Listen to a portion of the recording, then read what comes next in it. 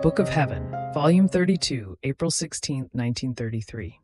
How in all created things, God is always there to tell us, I love you. How Jesus, in all the acts of his life, enclosed love, conquests, triumphs. I was doing my round in the divine volition. I feel I am the tiny little butterfly that keeps going round, around and within its light and its ardent love, hoping that by dint of going round and round, I will finally remain burned and consumed by its divine light, to the point of feeling one with its most holy will.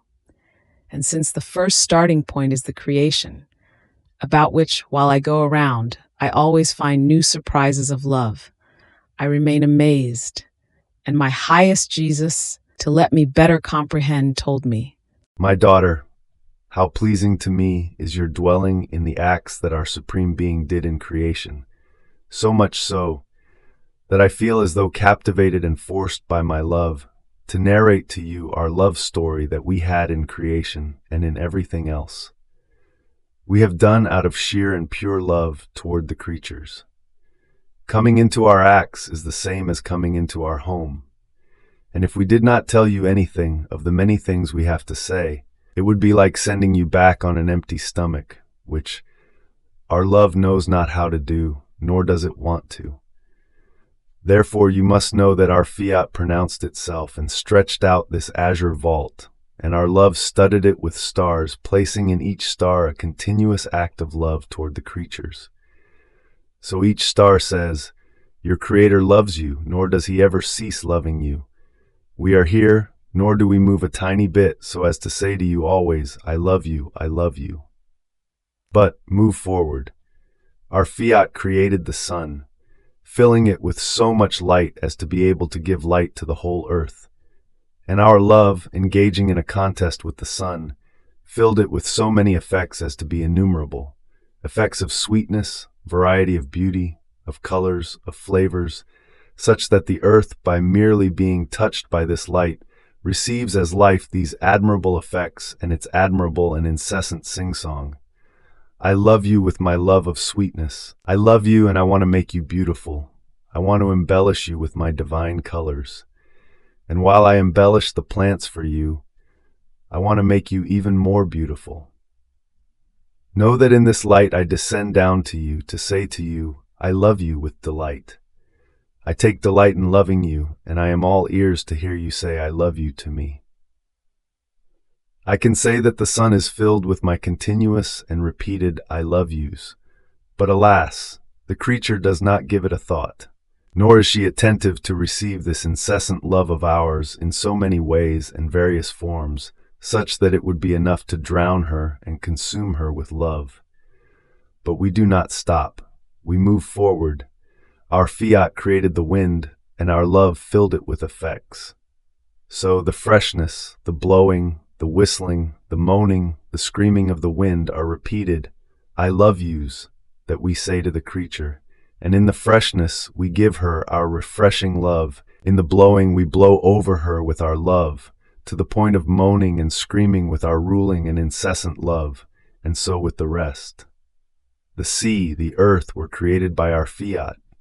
The fish and the plants that the sea and earth produce are the effects of our love, which powerfully and repeatedly says, I love you in all things, I love you everywhere, I love you within yourself.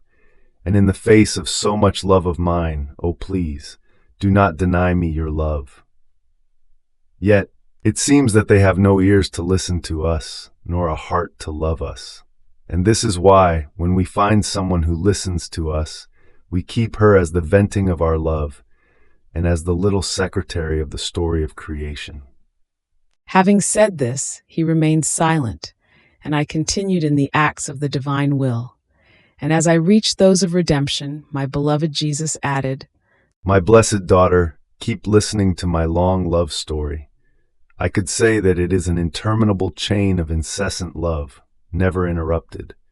After all, I created the creature to love her, to keep her united with me, and by not loving her I would go against my own will. I would act against my own nature, which is all love. And besides, I created her because I felt the need to externize my love, and to let her hear the continuous whispering, I love you, I love you, I love you. Now, you must know that from the moment I was conceived, and during the whole course of my life, inside all the acts I did, I enclosed love, conquest, and triumph. My operating was quite different from that of the creatures. Doing or not doing, suffering or not suffering, was in my power. My all-seeingness would hide nothing from me.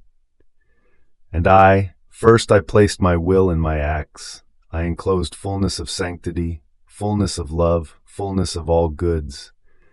And then, with full knowledge, I offered myself to operating or suffering according to what I myself wanted, and by this I rendered myself conqueror and triumpher of my acts. But do you know for whom I made these conquests and these triumphs? For the creatures. I loved them too much, and I wanted to give. I wanted to be the Jesus victorious, I myself giving them my conquests and my triumphs in order to win them to me. So, my life down here was nothing other than a continuous act of heroic love that never says enough, of conquests and of triumphs to render my children happy. And I did this in everything. If I set out on the way, I possessed the virtue of being able to go from one city to another without making use of my steps. But I wanted to walk, to place my love in each step that ran, and I rendered myself conqueror and triumpher of my steps.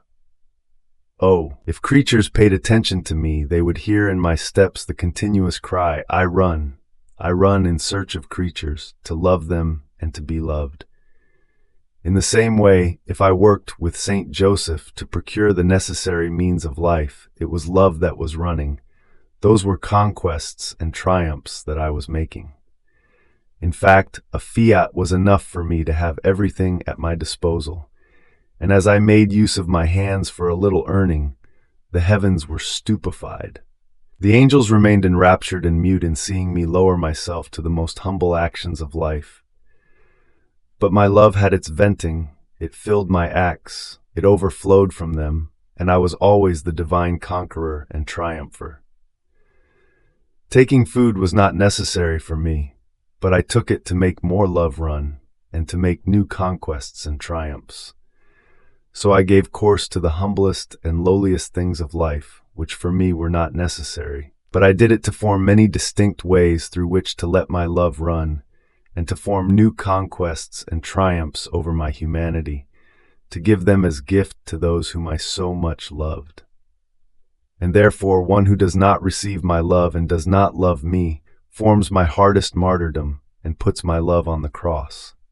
But I move forward. In order to form redemption, a tear, a sigh was enough for me, but my love would not have been content. Being able to give and do more, my love would have remained hampered within itself, and could not have claimed the boast of saying, I have done everything, I have suffered everything, I have given you everything. My conquests are superabundant. My triumph is complete. I can say that I reached the point of confounding the human ingratitude with my love, with my excesses and with unheard of pains.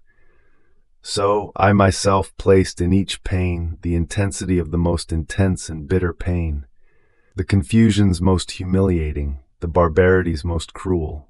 And after I endowed it with all the most painful effects, which only a man-God could endure, I offered myself to suffer it, and, oh, the admirable conquests in my pains and the full triumph that my love obtained. No one would have been able to touch me had I not wanted so. And here is all the secret. My pains were voluntary, wanted by me, and therefore they contain the miraculous secret, the winning force, the love that transfixes, and they have the virtue of overwhelming the whole world and of changing the face of the earth. Fiat.